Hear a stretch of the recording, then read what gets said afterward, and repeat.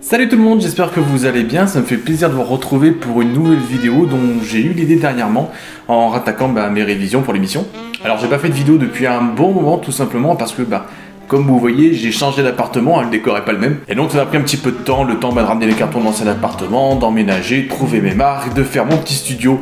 Et une fois mon emménagement terminé, j'ai pu reprendre correctement les révisions, j'ai fait une petite pause de 2-3 semaines. Le temps de tout emménager et maintenant je suis de retour dardard. Pourquoi j'ai décidé de vous faire une vidéo? Et tout simplement parce qu'en rattaquant les révisions et en étant maintenant sur différents groupes Facebook où je vois beaucoup de nouveaux membres qui arrivent et qui veulent se mettre aux révisions pour attaquer l'émission, je me suis aperçu que beaucoup d'entre eux savaient pas trop comment s'y prendre, savaient pas trop comment réviser, savaient pas où trouver les chansons, savaient pas le temps que ça prenait et donc je me suis dit le mieux c'est de faire une vidéo où je concentre tout dedans pour essayer de vous apporter un maximum de réponses sur ce que vous pouvez vous demander, ce que moi je me demandais avant de participer à l'émission, sur comment on révise vraiment quand on est candidat et quand on veut devenir candidat et quand on veut devenir maestro. Et je vais donc essayer de répondre à un maximum de questions dans cette vidéo en espérant ne rien oublier. Petit aparté, j'avais pas fait de nouvelles vraies vidéos depuis que j'étais passé à l'émission et je voulais juste remercier toutes les personnes qui m'avaient fait un retour. Pratiquement tous étaient positifs et ça m'a beaucoup aidé et moi aussi de me voir à l'écran ça m'a permis d'améliorer quelques petits défauts que je pouvais avoir et donc je tenais tout d'abord tous à vous remercier pour vos retours et puis pour avoir regardé l'émission et pour continuer à la suivre. Donc les révisions, n'oubliez pas les paroles, comment ça se passe? Il faut savoir qu'il y a déjà beaucoup de personnes en amont qui ont fait la plus grosse partie, la plus compliquée pour moi du travail dans les révisions, c'est-à-dire regrouper toutes les chansons, regrouper tous les textes et tout mettre à disposition pour tout le monde. Première chose la plus importante, c'est où trouver des textes assez fiables. Tout d'abord, n'allez vraiment pas sur Google en taper le nom des chansons pour essayer d'avoir les textes qui apparaissent toujours en premier. Franchement, je l'ai fait et très rapidement, je me suis rendu compte qu'il y avait vraiment beaucoup de fautes dans ces chansons et que vous alliez apprendre des trucs qui étaient faux. Et pour participer à l'émission et pour être maestro, c'était pas ce qu'on veut nous. On veut les bonnes paroles. Alors pour ça, il y a deux sites qui pour moi sont très bien, qui référencent vraiment beaucoup de chansons, pratiquement même toutes les chansons et qui sont des sites références pour beaucoup d'entre vous à mon avis. Ce sont les sites Mélodie du Bonheur et Paroles Certifiées. Sur ces deux sites, vous allez avoir toutes les chansons, pratiquement toutes les chansons qui ont pu passer dans l'émission, toutes les paroles qui sont tombées dans l'émission, donc qui sont des paroles qui sont sûres d'être justes parce qu'elles sont passées dans l'émission. Et sur le site Mélodie du Bonheur, vous allez en plus avoir la suite des paroles qui, je crois, sont certifiées, qui sont justes et ont été récupérées dans des livrets. Et ce sont pour moi deux sites références qui fait que dès que j'ai un doute, je me retourne vers ces sites et même souvent je les compare, on sait jamais, une coquille ça peut arriver et 99% du temps, il n'y a aucun souci. Voilà, maintenant qu'on sait où trouver les textes pour nos révisions, maintenant le plus compliqué c'est quelles sont toutes les chansons à réviser. Alors pour ça vous avez différentes méthodes. Je sais qu'il y a certaines personnes qui partagent des fichiers Word avec certains membres pour essayer de donner le plus de chansons qu'ils aient pu référencer possible, ou d'autres, et c'est ce que moi je fais, utilisent des playlists. Alors ça peut être sur Spotify, sur Deezer. Moi j'utilise beaucoup Spotify parce que c'est plus simple pour moi et il y a pas mal de playlists avec plus de 2000 chansons et des centaines d'heures de travail et qui sont apparemment toutes les chansons qui sont tombées dans l'émission. Même chanson à 20 000, phase B, toutes les chansons sont regroupées dedans. Elles sont mises à jour tous les jours avec les chansons qui tombent tous les jours dans l'émission. On va devoir baser notre travail pour s'organiser dans les prochains jours, prochaines semaines, prochains mois, prochaines années de révision. Et donc, grande question, comment on fait pour s'organiser et pour réviser efficacement? Toute première chose, il faut arrêter de dire j'ai appris 5 chansons par jour, 10 chansons par jour, aujourd'hui je connais 15 chansons en plus par cœur, c'est faux. Il faut surtout pas viser les chansons par cœur sur une même journée, ça servirait à rien. Sur le coup, vous allez les connaître par cœur, mais vous allez voir que vous allez les oublier très vite.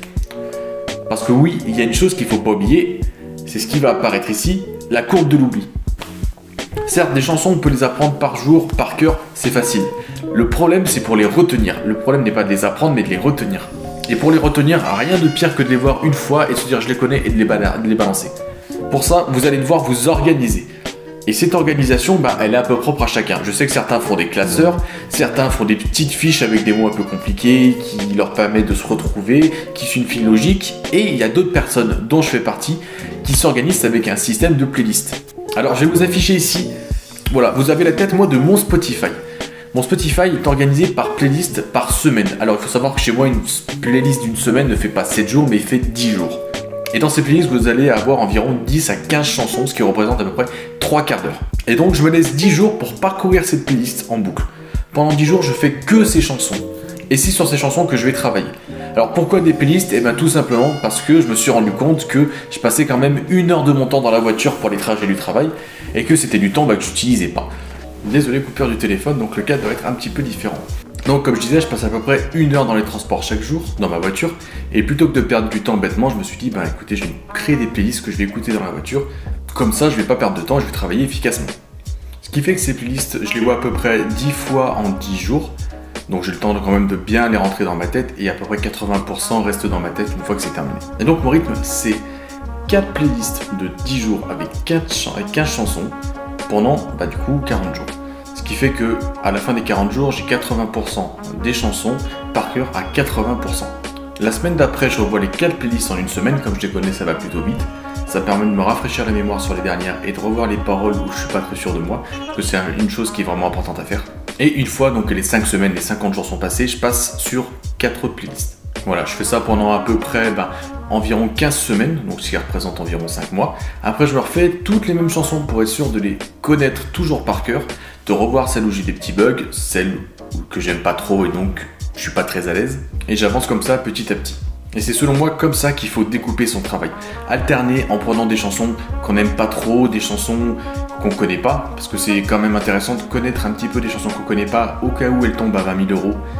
Ça permet toujours de gratter 1000 ou 2000 € et c'est toujours ça de gagner. Encore une fois, l'organisation de playlist, c'est ce qui moi me correspond, c'est parce que vous devez faire, c'est une piste que je vous donne parce que personnellement, ça a mis du temps à ce que je trouve mon rythme de croisière. J'ai bien mis 2 mois à être assez efficace dans mes révisions avec un rythme qui me permet d'apprendre sans que ce soit non plus trop contraignant pour moi.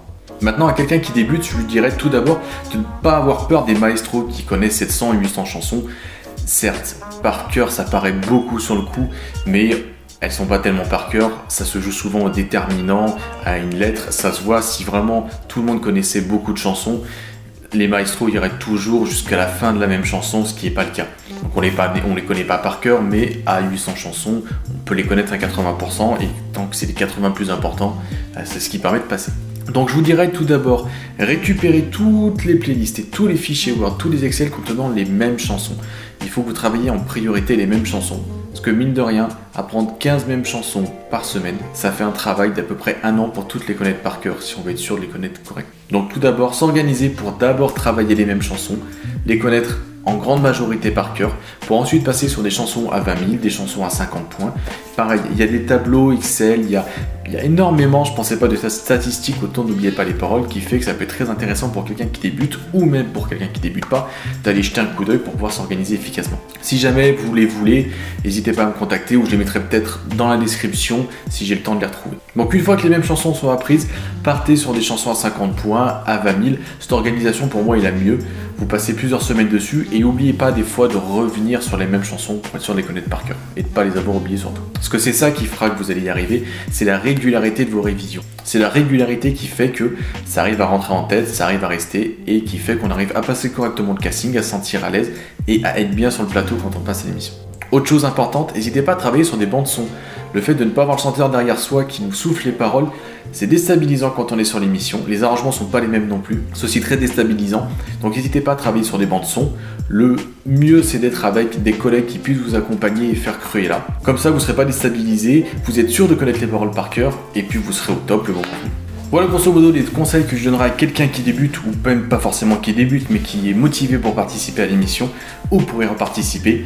Travaillez à fond les mêmes chansons, travaillez les chansons à 20 000, à 50, c'est des chansons que tout le monde connaît, c'est des chansons qui tombent facilement au casting en plus et qui vous servent au moment venu sur le casting. Donc voilà, c'est la régularité, se faire des playlists ou des classeurs, mais s'organiser pour pas avoir 2 fois les mêmes chansons, s'assurer que les paroles que l'on a sont bonnes sur des sites tels que Paroles Certifiées ou sites Mélodie du Bonheur qui sont d'excellents sites pour ça, et travailler sur des bandes son, c'est hyper important pour le moment venu. Et enfin, le mieux, c'est essayer de vous trouver des partenaires dans votre région. Moi, je suis sur Clermont-Ferrand. Depuis mon passage à l'émission, il y a beaucoup de personnes qui viennent me voir en me demandant des conseils, ou tout simplement de Clermont qui me demandent est-ce qu'on peut se faire des ateliers révision. Et je trouve ça super cool, c'est vachement enthousiasmant, et ça remotive quand on a des petits coups de mou. Donc créez-vous un cercle de révision, n'oubliez pas les paroles, c'est vachement cool. Voilà, sur ce, moi je vous fais un gros bisou. J'espère que tout va bien pour vous.